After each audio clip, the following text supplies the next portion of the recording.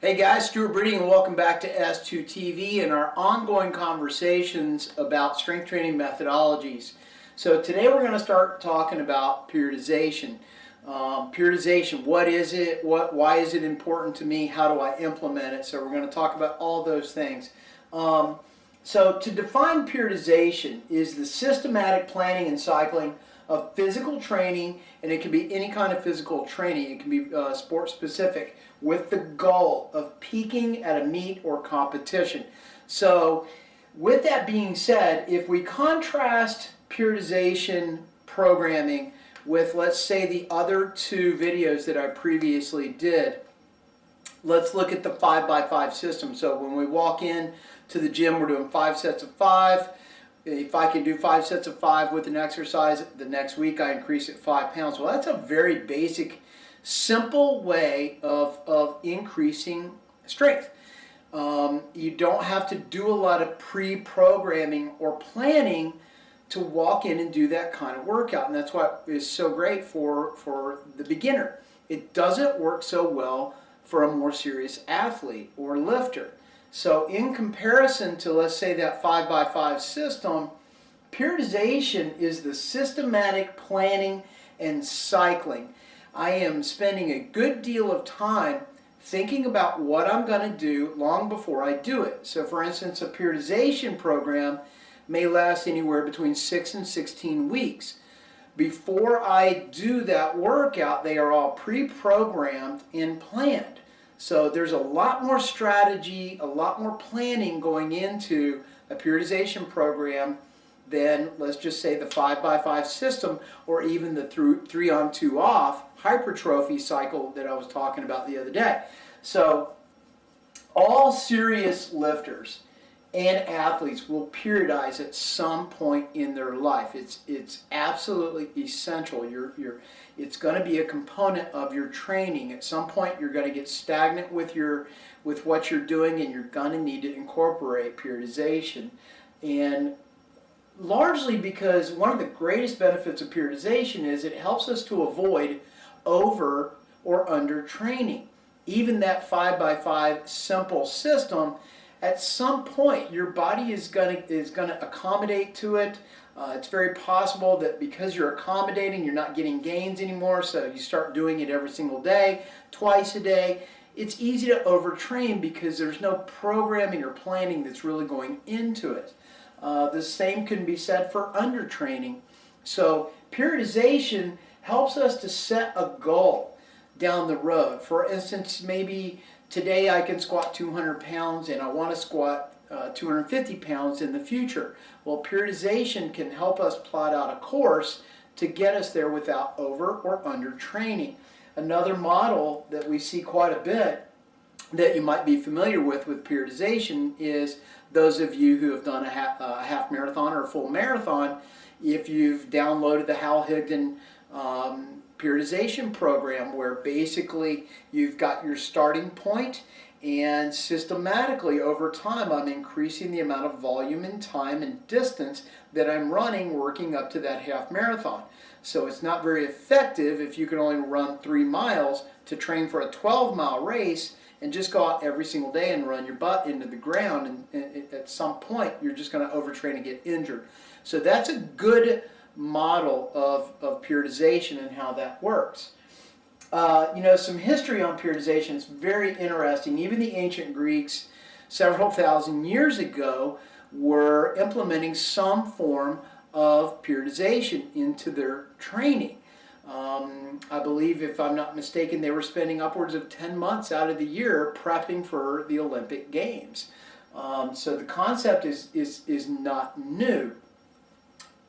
Over the course of time, like in the 1900s, there were studies that were done where they had realized that different seasons of the year affected the body. So think about seasonal affective disorder, that lifters or athletes were not training to peak levels during the winter months or as good as they were training in the spring, summer, and fall. So even during the 1900s, they were looking at the cycle of training, when I should be training at lighter intensities and heavier intensities as the seasons change.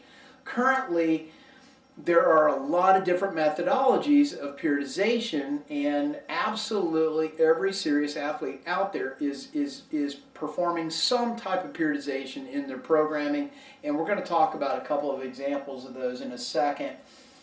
These hard names here that are very difficult to pronounce are the leaders, the current leaders, and I would say the fathers of modern day periodization. If you're interested in reading any of the books that these guys have written, I mentioned Tudor Bompa the other day, brilliant stuff. Yuri Verkhoshansky. I read all the Russian texts. I don't pronounce their names very well. Verkhoshansky. I'm reading Super Training by him right now. Incredible book, and I personally use a lot of his methodologies. Leo Medvedev, another great author, wrote several incredible books on periodization, and I would say Medvedev and Verkhoshansky really are, today you're seeing a lot more of their periodization programs and influence in modern day weight training today. So I really couldn't recommend enough reading any books that these gentlemen have written. So periodization is basically broken up into 3 cycles. You have a macro cycle, meso, and micro. So the macro is the annual plan. And let's just say, for instance, I'm a competitive power lifter on a national level, and every year we have this national competition. Well, that's going to be the most important day of the year. And everything I do is going to be built and designed based on peaking on that one day. So inside of a year, I might do 3 or 4 or 5 different periodization cycles with different training effects, hitting different meets along the way. The same is true for any single athlete, especially, let's just say, like for football. You've got a sport-specific training program that has to be there, but you're also incorporating weight training. It has to be done. But as the year goes on and the season is going on, we need to look at how do we train when the volume of weight training can affect the sport and vice versa. So very important to look at the macro, the long-term cycle. The mesocycle is anywhere between 2 and 6 weeks. So I can look at, let's say, a 12-week program in terms of mesocycles and 2-week implements. The microcycle is what I would say maybe a weekly program, but it's really a structure of workouts where I can really look and see, are there adaptations being made. For instance, I have a heavy and a light day, and are the adaptations happening in there? So the great thing about periodization is I can look at it on a large scale, and I can actually just start putting a microscope on my training and make alterations to it as need be. Then we've got basically 3 to 4 phases. Now, different variations of periodization have different phases with different names. And I just kind of threw the most general terms out there for this because I want the conversation to be general. I'm not trying to make scientists of any of you. I just want you guys to have an overview and an understanding of periodization. And if some of this rings a bell for you and you find yourself in a situation where you're kind of in a rut and you need a better training program, this is probably going to work for you. So the phases are preparatory. Obviously, you're prepping to get ready for a competition. Then you got your competitive phase, and then roughly transition, where you're transitioning out and back in, and you're cycling through all of those. And like I say, different forms of periodization will have different phases throughout the year. So there's many types. I'm getting ready to show you a couple of different examples of those, and we'll talk about several different methodologies of periodization, and then we'll also look at the benefits and the disadvantages. You're going to hunt somebody down. Wait a minute now. Somebody said fair warning, Lord. Lord, strike that one boy down. Okay guys, so here's a couple of examples of periodization, and we're really only going to talk about two today for simplicity's sake, and I'll explain why here in a moment. So the first model that you see here is a linear periodization model. And to give you a point of reference, these numbers that I've got written here, 65, 70, 75, 80, 85, 90, are percentages. So percentages of a 1 RM or 1 repetition maximum. Now, this is basically a 7-week linear periodization model leading to a meet day. So as time goes by, every week that goes by, I'm increasing the percentage of the amount of weight I'm lifting by 5%. So I've done a 1 RM, I know what my max is, and I'm going to increase the percentage every single week. As the weeks go by, the repetition range is going to go down. For instance, from a rep range of 10 all the way down to my 3s and 2s, leading to the meet.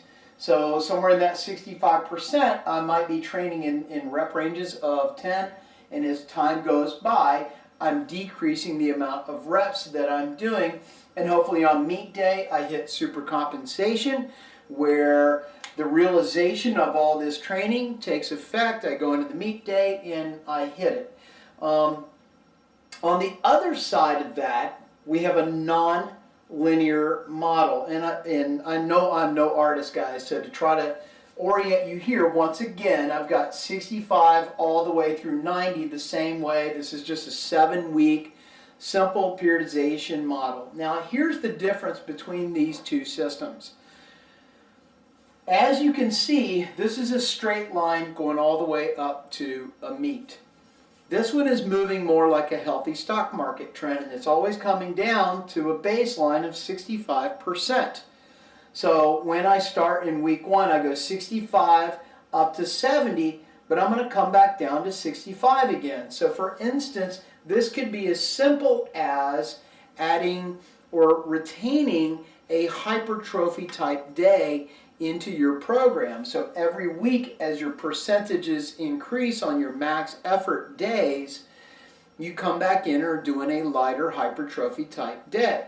Now, here's the reason for that and the benefit of this model over this one. As time is going by in this linear model, the physiological adaptations that were occurring in this 10 and 8 repetition range, hypertrophy, are starting to diminish. So by the time you start rolling into week 3 on this, because your rep ranges are decreasing and you're moving into a different energy system from the PC system and into ATP, the physiological adaptation, right, the hypertrophy, is decreasing. So I might be getting stronger, but I'm losing some of the benefit that I started with early on, whereas in this nonlinear model, I retain that hypertrophy day. So it's nonlinear in that I'm mixing the two together. Now, those are just two very basic models to give you an understanding and an idea of periodization. There are a lot more different methodologies on periodization.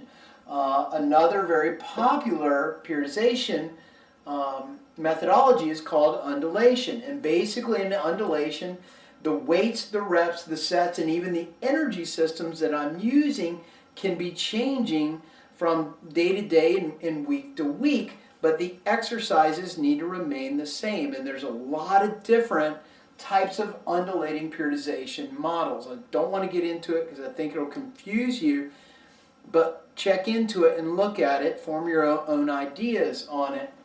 The other one that I really like is called the conjugate or the block system. Now, this is not the Louis Simmons West Side conjugate system. We'll talk about that in other videos.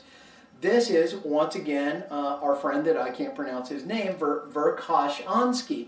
That should be a K right there. Verkhoshansky, say it with me. Jeez. So anyway, he created this conjugate block periodization model that's a little bit more complicated than the undulating system. And I tend to blend these two together and integrate them in my current training. And once again, we'll talk about that in further videos. There are other forms of periodization out there, and in your research, check into them. They all have their benefits and disadvantages, and here's a couple of them. Benefits to periodization, why I would introduce this. Well, once again, over-under training. You guys know that we are big into details. I want to know the amount of volume I'm moving.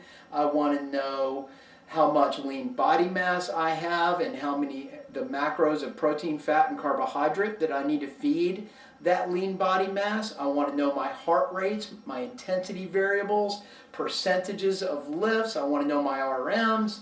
I want to know my VO2 max. I want to see a substrate analysis. I want to know my numbers.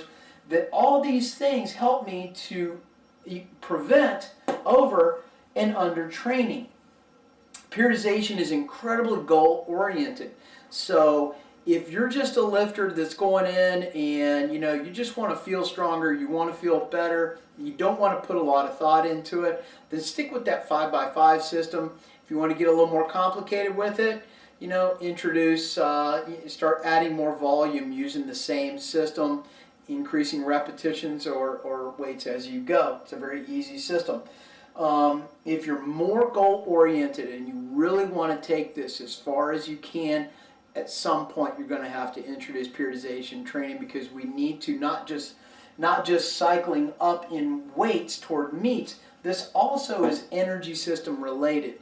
As I was talking about in my 3-on-1 off my hypertrophy cycle, I need to be going through moments or periods of time where I'm really focused on hypertrophy, strength, mixed training, muscle endurance, there's flexibility. There's so many different components to fitness and performance. All of them need adequate attention. Periodization is a great way of making sure that we're getting all those variables in there. It's objective. It's very science-based. We're not using, I just feel good today and I'm walking in. The undulation system is good about blending that kind of flexibility into it.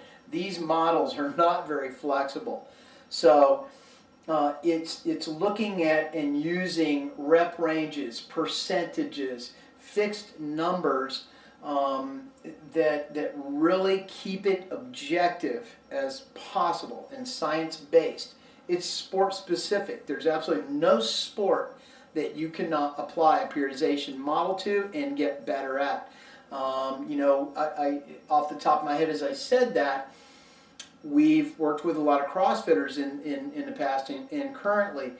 My God, talk about some people that could really benefit by introducing periodization training into their program design. Instead of just this daily grind, going as hard as you can every single day and not really understanding how your energy systems are being taxed. So, disadvantages. The disadvantages are, especially with these models, you have to stay on that plan. With the undulation periodization system, there's room to move around, and that's why I tend to like it, and other people, I'm sure. It's subjective, which means you really need a coach. Well, what the hell do I mean by that? Because I just wrote it's objective. Well, it is, but here's the reality. You are not a robot, and you are not in the Olympic Training Center. Things happen, stress happens, work, family life. You may be getting sick, you may have injuries.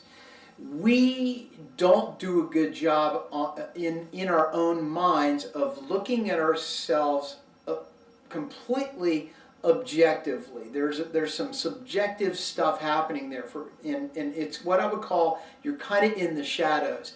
We don't do a good job on our own. I mean, for instance, in my own mind, I'm still 18. Well, I'm not. I have a 46-year-old body that I need to pay attention to.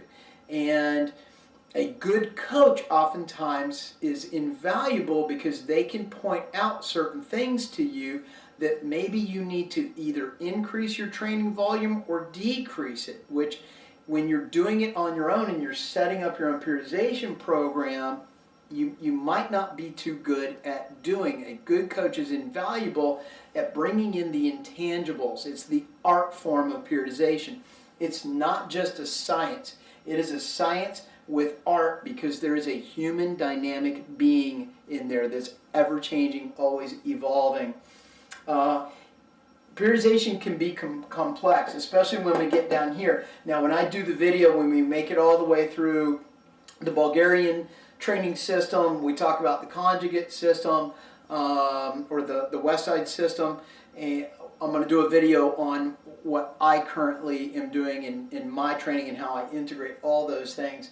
You know, by the time you make it to there, it's a really complex system. You really have to understand what you're doing or you're going to screw yourself up really fast. So once again, equals coach. You need somebody that knows what they're doing to help you set up these programs and to also help you undulate or change your program as need be.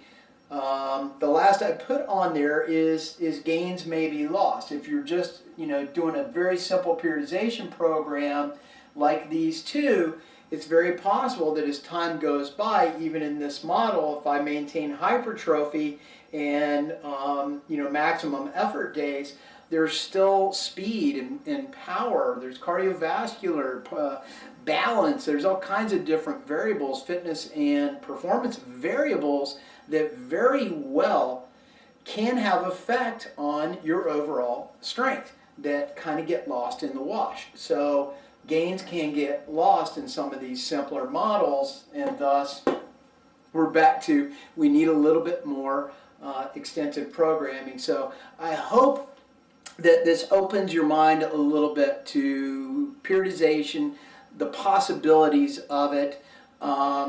Any questions that you have always are welcome. Please let us know.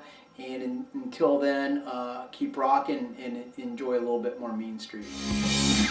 Dance, baby.